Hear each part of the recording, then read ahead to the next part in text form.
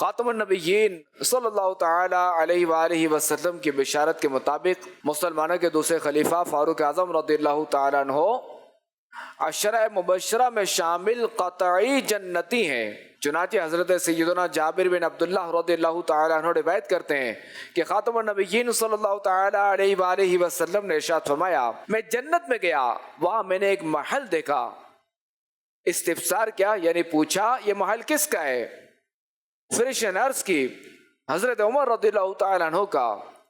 میں نے چاہا کہ اندر داخل ہو کر اسے دیکھوں، لیکن اے عمر تمہاری غیرت یاد آ گئی۔ یہ سن کر فاروق اعظم رضی اللہ تعالیٰ عنہ عرض کرنے لگے، یا رسول اللہ صلی اللہ علیہ وسلم، میرے ماں باپ آپ پر قربان، کیا میں آپ پر غیرت کر سکتا ہوں؟